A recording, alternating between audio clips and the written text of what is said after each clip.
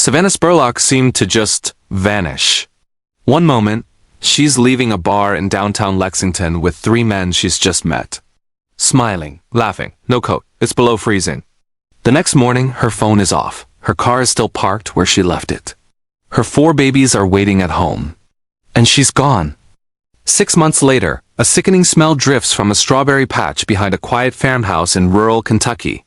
What investigators uncover there will expose the truth about a man who looked completely ordinary on the outside, and the terrifying secret he'd been hiding in his own words for years. This is the case of Savannah Spurlock and David Sparks, and how a killer hid in plain sight.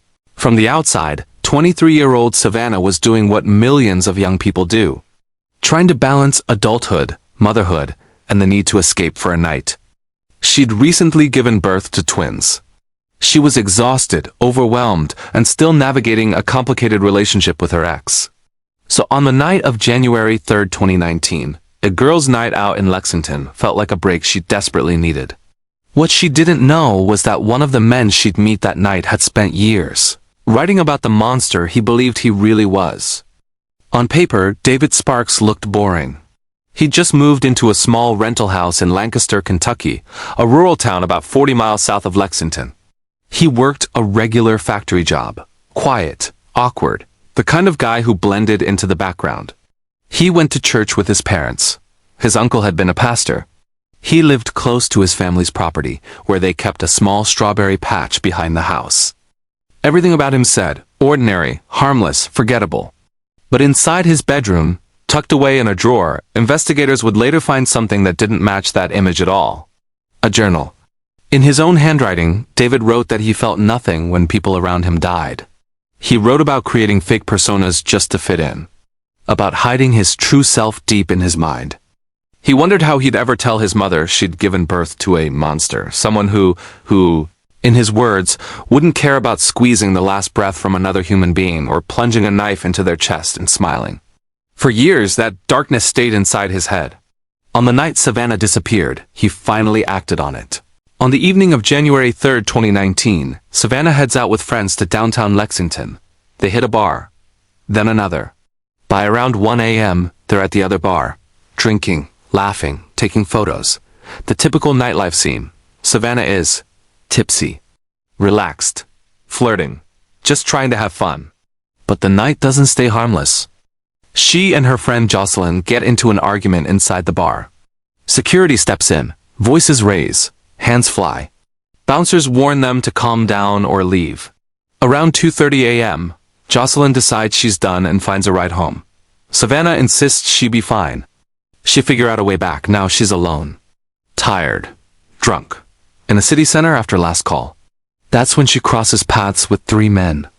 David Sparks, Brandon Lewis, and Isaiah Thompson. Security footage shows Savannah approaching their table, smiling, talkative, flirtatious. They were exactly the kind of attention she was looking for that night. And she was exactly the kind of woman they'd hoped to meet. The bar is closing soon. The men suggest taking the party somewhere else. Brandon can't host. He's staying with family. Isaiah's place is basically empty. That leaves David's rental house in Lancaster. At around 3:30 a.m., cameras capture them leaving the parking garage together. Savannah walking between 3 men. No coat, freezing air. Last confirmed video of her alive. The group splits into 2 vehicles. Brandon and Isaiah drive Savannah in a Nissan Pathfinder. David drives his black pickup truck alone. As they head into rural Kentucky, Savannah's phone rings. It's her mother, Ellen. She's been trying to reach her daughter for hours, calling, texting, worrying. Savannah finally answers via FaceTime. Ellen sees her daughter in the passenger seat of someone else's car. She sees one of the men. Through the dark windows, she catches glimpses of unfamiliar farmland and back roads. "Where are you? What are you doing?" Ellen asks. Savannah tells her she's fine. She'll get a ride back to her car in the morning. "Don't worry, I'll be home soon." Then she hangs up and switches her phone to airplane mode. That decision cuts off any chance of tracking her. It's the last time her mother will ever see her alive. They arrive at David's small rental house in Lancaster around 4:30 a.m. It's quiet, rural, the kind of place where nothing bad is supposed to happen. Inside, they start drinking again. David brings out a bottle of Crown Royal. He and Savannah go shot for shot, while Brandon and Isaiah slow down. They still have to drive. The atmosphere is loud, messy, and flirtatious. At some point during the night, according to later statements, all three men take turns being alone in the bedroom, with Savannah, kissing, touching, being physical. But as the night fades into morning, the alcohol hits Savannah hard. She goes from playful gives to drowsy. Talkative gives to slurring. Flirty gives to barely able to stand. By around 5:30 a.m., she's half-conscious, dozing off on a recliner. Isaiah and David help her down the hallway to David's bedroom and lay her fully clothed on the bed. She's extremely intoxicated, barely responsive, not able to make safe decisions. David closes the bedroom door. Brandon and Isaiah hang around for another 15 to 20 minutes. They're getting ready to leave when Isaiah hesitates. "Are you sure we should leave her here?" he asks quietly. "Why?" Brandon replies, "I don't know." David really wanted to be with her. Brandon shrugs it off. Savannah is passed out. The night is over. Their part, anyway. They drive away around 6 a.m. Savannah is still inside that house, alone with David. According to David, here's what he claims happens next. He says he falls asleep on his recliner around 6:15 a.m. He says Savannah wakes him up at around 9:30 a.m., asking for his address to call a ride. He claims he dozes off again, and when he wakes up around 11:30, she's gone. Door unlocked. No sign of her. But a neighbor's security camera tells a different story. It shows David early that morning, making multiple trips from his house to his truck, carrying large black trash bags, heavy and awkward, loading them into the bed. When police later search his house, it's unnaturally clean. No clutter. No dirty dishes. The lower half of the walls look freshly wiped. It feels less like a lived-in home, and more like somewhere someone has tried very hard to erase something. Meanwhile, back in Richmond, Savannah's mom is spiraling from worry to panic. Her daughter has now been gone for 2 days. No calls. No texts. No social media posts. No sign of her checking on her children. On January 7th, Savannah misses a court date for a DUI charge. Ellen knows immediately. Something is very wrong. Savannah would never just skip that. She files an official missing person report. Once the security footage from the parking garage goes public, tips flood in. Soon, all three men are identified. David Sparks, Brandon Lewis, Isaiah Thompson. They're each brought in for questioning. Brandon talks. He explains the drinking, the ride, the flirting, the physical contact. He admits Savannah was out, extremely drunk when they put her in David's bed. Isaiah confirms the same general story and repeats his earlier concern. He wasn't sure they should have left Savannah there. But they did. Their phone records match their timeline. Their vehicle shows no signs of a crime. Their stories line up. Then there's David. He repeats the same version every time. Savannah was alive. She talked to him at 9:30. She left on her own. He has no idea what happened. But the search of his room tells a different story. Multiple firearms and knives. A large stash of condoms. Blood spots on walls and door frames, which later turn out to belong to someone else from before he lived there. And his journal, where he describes feeling like a psychopath. Weeks turn into months. Nobody. No confirmed crime scene. No cause of death. Just a missing young mother, and a man whose words sound disturbingly like a confession to the kind of violence everyone fears he might have committed. 6 months after Savannah disappears, it's the middle of summer in Kentucky.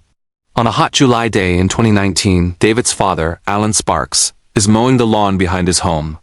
Near the fenced strawberry patch, he notices a strong, foul odor. Living in the country, he assumes it's a dead animal buried by a predator. He covers the area with dirt, expecting the smell to fade. It doesn't. A week later, it's worse. He notices that rain has washed away some of the soil. Underneath, he sees something black plastic. Knowing the whole town has been talking about Savannah's disappearance, his stomach drops. He calls his wife. They uncover just enough to see. Black trash bags, a small rug, swarms of flies. They cover it back up and do something very important. They contact their lawyer, who contacts police. Kentucky State Police, Richmond Police, and even the FBI respond. They secure the property. They bring in forensic experts. Just 19 inches below the surface, they find several black trash bags, an accent rug, and wrapped inside, the remains of Savannah Spurlock. Her body is folded, her ankles bound with clear packing tape. The condition of the remains makes it impossible to know exactly how she died. But everything about the burial is deliberate, hidden, concealed, intentionally covered. This is not an accident. It's a homicide. Back at David's parents' house, investigators search his bedroom. They find rolls of black trash bags identical to the ones from the grave, rubber gloves, a roll of clear packing tape. Forensic experts carefully unroll the tape taken from Savannah's ankles. They preserve the torn edge and compare it to the torn edge of the tape roll from David's room. The jagged patterns match perfectly, like two pieces of the same puzzle. They also test a backpack in David's closet. On it, they find traces of blood containing DNA from both David and Savannah. At this point, there's only one person who can tell the full story of what happened in that house. And he refuses. David Sparks is arrested and charged with murder, tampering with physical evidence, abuse of a corpse. He sits in jail while prosecutors build their case. Eventually, instead of going to trial, David pleads guilty. He never explains why. He never describes what he did. He never apologizes, at least not in any meaningful way. In court, Savannah's mother, Ellen, faces the man who took her daughter's life and buried her like trash in a garden. She talks about the endless months of not knowing, the pain of imagining where her child might be, the horror of learning that all this time, Savannah had been hidden just feet below ground while search teams moved all around her. David listens without emotion. He's sentenced to 50 years in prison, with additional time for evidence tampering and abuse of a corpse all running together. He will be eligible for parole in his 40s. Whether he ever walks free again is up to future parole boards. Brandon Lewis and Isaiah Thompson are never charged. They cooperated with investigators and their stories stayed consistent. They didn't commit a crime that night, but they will probably always live with one question. What if we hadn't left her there? Savannah made mistakes that night. She drank too much. She trusted people she barely knew. She turned off her phone and cut herself off from help. But none of that means she deserved what happened. She was a daughter, a friend, a young woman trying to reset her life, a mother of 4, including newborn twins, and she crossed paths with a man who had spent years quietly writing about being a monster. A man who looked normal enough to everyone else. This case is a brutal reminder. Predators don't always look like villains. Friends leaving you alone, just this once, can change everything. When someone is extremely intoxicated, their safety is everyone's responsibility. If you're watching this, never feel dramatic for checking on your friends. Never be embarrassed to say, no, you're not staying here. You're coming with me. And never ignore that small voice in your head that says, something is off. For Savannah, for her kids, and for every family still searching for answers, we tell these stories so they're not forgotten. If you watch to the end, let us know by commenting. Strawberry Patch. It helps us see who stays with these stories start to finish. Subscribe for more detailed, respectful true crime documentaries. Like this video to support victim-centered storytelling. Share it to remind others that one decision on a night out can change everything. And remember, real monsters don't always live in horror movies. Sometimes they live in rental houses, go to church on Sundays, and write about the darkness they've been hiding all along.